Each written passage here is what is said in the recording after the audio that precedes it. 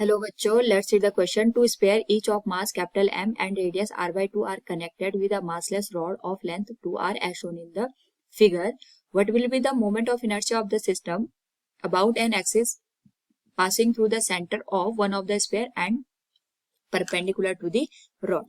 Now to answer this question, first we will discuss here the key concept, and in the question a diagram with 4 options are also mentioned. And here अगर हम बात करें यहाँ पे की concept की, it will be given as parallel axis theorem.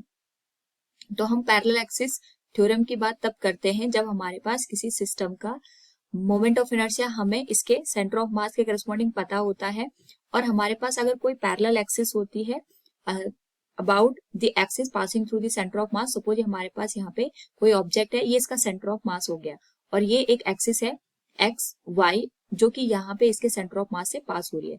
इसके corresponding इसका जो मोमेंट ऑफ इनर्शिया है वो आई नॉट है. हमने यहाँ पे एक और एक्सिस ड्रॉ की एक्स डैश वाई डैश जो कि पैरेलल है यहाँ पे इस एक्स वाई के, और इनके बीच की जो डिस्टेंस है वो ए के बराबर है. अगर हमें एक्स डैश वाई डैश के करस्पॉन्डिंग मोमेंट ऑफ इनर्शिया निकालना हो तो ये हमारे पास सम हो जाता है. एक तो जो moment of inertia about the axis passing through the centre of mass के, एक तो हम इसको लेंगे that is will be I naught. दूसरा हम यहाँ पे इस सिस्टम का मास लेंगे that will be given as M into distance between two given axis, इसका स्क्वायर ये हो जाएगा m इंटू ए स्क्वायर. तो यहाँ पे जो इन दोनों का सम है यही हमारे पास मोमेंट ऑफ इनर्शिया बन जाएगा इस गिवन ऑब्जेक्ट का इस पैरेलल एक्सिस के करस्पॉन्डिंग. तो यहाँ पे हमारे पास दो स्फीयर हैं जिनका मास m है और रेडियस r/2 के बराबर दे रखी है. हमने इसको एक रॉड के थ्रू कनेक्ट कर रखा है.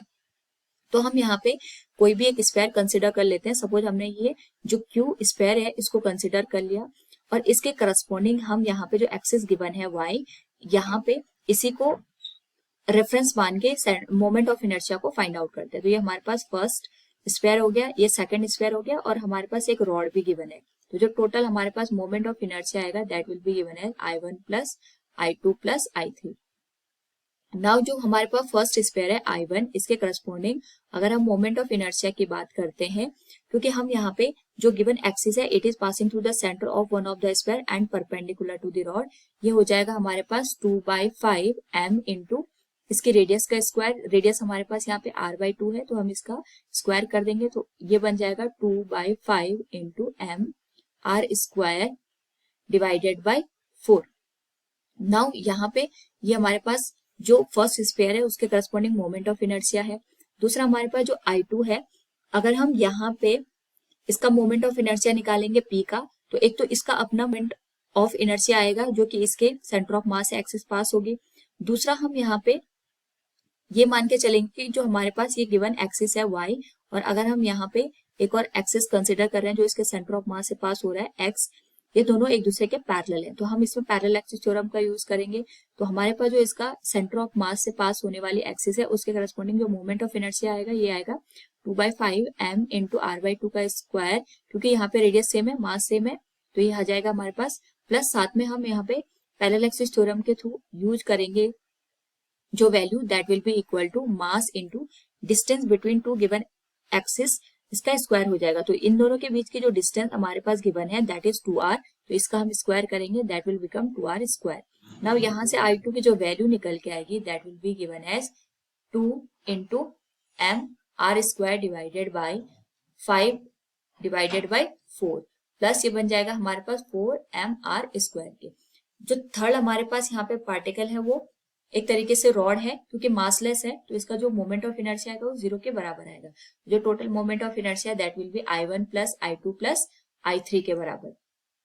तो सबसे पहले मोमेंट ऑफ इनर्शिया अगर हम कैलकुलेट करें this will be given as 2/5 m r square divided by 4, एक तो ये आ जाएगा, प्लस दूसरा आएगा 2/5 m into r square divided by 4, और साथ में ये आ जाएगा हमारे पास 2r square that will become 4m r square plus I3 की जो वैल्यू है वो 0 के बराबर होगी. नाउ अगर हम इस होल वैल्यू को सॉल्व करें तो ये हमारे पास बन जाएगा 4m r square divided by 5 into 4 plus 4m r square. तो 4 से 4 कैंसिल हो जाएगा. नाउ यहाँ से अगर हम टोटल मोमेंट ऑफ इनर्शिया की वैल्यू कैलकुलेट करेंगे this will be given as 21 mr square divided by 5. This will be the final answer. So from given question we can say here Option first will be the right answer. Hope all you understood it. Thank you and best of luck.